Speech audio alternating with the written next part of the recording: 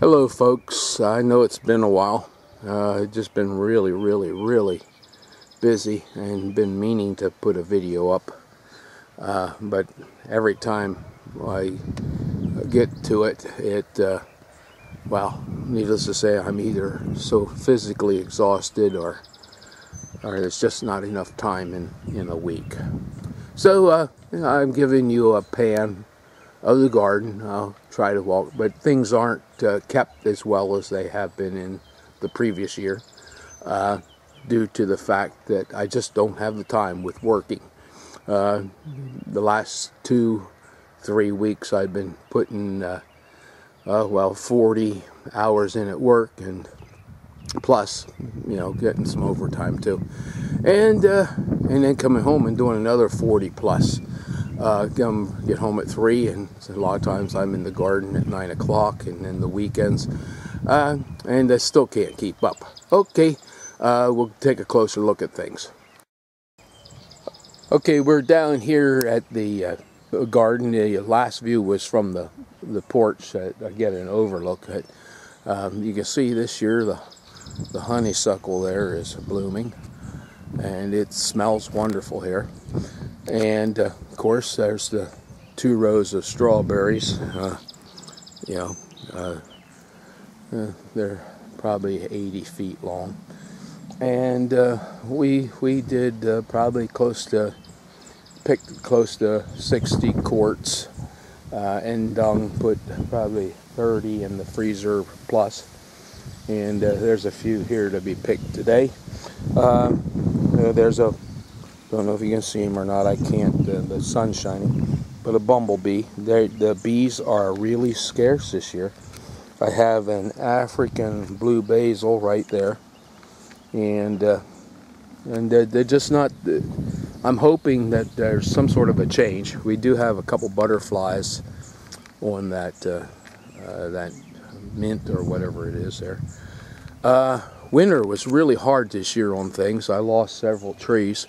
The fig tree, even though it was covered up in leaves and burlap and a tarp, it died to the ground. It's coming back, but it's going to take a while to get to where it was in 2 years. We picked quite a few peas yesterday. I have a large pan of peas in there. We have, of course, you can see several rows of peas there. Looking down the row there, you can see the cabbages and the bok choys. The bugs are really bad on them. The parsnips are starting to go to bloom there, and of course over there the bugs, really, insects, pollinators really like them. The fennel dill is coming up. It comes up on its own. So up here in the herb bed we have some red beets and some other Asian vegetables that are going to seed. You can see the butterflies are on them. Okay, we'll go down into the lower end and take a look from there. I didn't know I was zoomed in there, or zoomed in. We're down here at the lower end. Of course, you can see the hazelnuts, the sunchokes, and of course lots of weeds. There was a row of peas in there, but we had a really bad rain and it guttered it really bad. It's just going to try to get that tilled if I can find the time, and plant something else in there, corn, beans, I don't know. Here's a row of potatoes, another row of potatoes, and this one got planted a week later. They're just starting to come up. Another row of potatoes, of course. Row of sweet potatoes, and you can see I make mounds. My topsoil is probably 3 to 4 inches deep, and then it's hard clay. So what I try to do is hill it up, pulling the soil from the side, and get the 6, 8, 10 inches of topsoil to keep to give them so that they have place to grow and not get quite so gnarly. We have several rows of peppers here, and down there I can't see, the sun's on the screen, so I'm pointing in the area. 2 short rows of eggplant. And down there in the end, I don't know, hopefully it's in there. I can tell when I go to edit it. We have a new plum tree. Okay, we'll walk, look over here. I don't know how well this is going to show up, but that tree there is a female. That one has green mulberries on. Excuse me. That one was, these all five of them are Russian mulberries. They're supposed to be all the same. That one's just starting to get red, and down there you can see that that one's got a little more darkness to it. Of the 5 trees, or 6 trees, 2 are males, and the 4 are females, and the 4 have berries all over them. And I have another one up here we're going to go look at. Oh, and the pecan tree is doing really nice. He's putting on some growth this year, finally. Unfortunately, out of 6 pecan trees, that's the only one that's survived. I'll have to graft on it to get something to pollinate it, or it'll be just a tree by its lonesome. And I definitely want to get some pecans. This year is a difficult year for grafting. I'm usually pretty successful.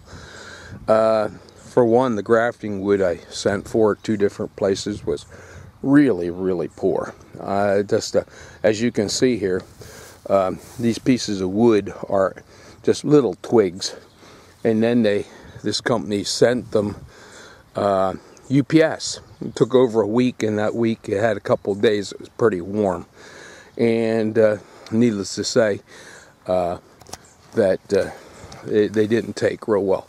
But out of 2 sticks of grafting wood that's cost $6, and then you have the shipping on top of it, I have let's see, I don't know if you can see it there, but there are 1, 2, 3, 4 that have taken, and 1, 2, 3, 4, 5 that have not taken, and the ones that didn't take are N wood.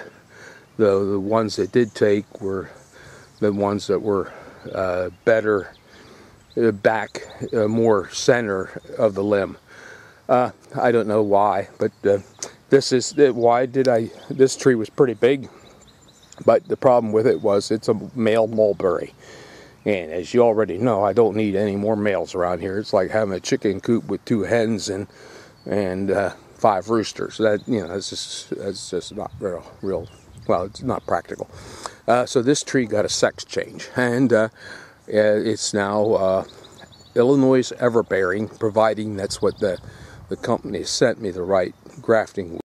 We're here in the front of the greenhouse, and as you can see, there's some leftover tomatoes that didn't get planted yet, and I'm out of room.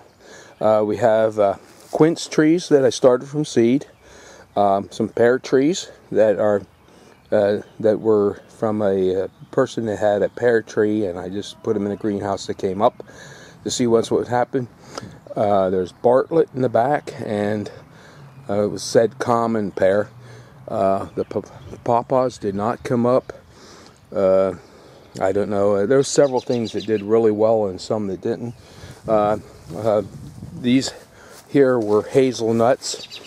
Have a couple come up there, but not like I had hoped.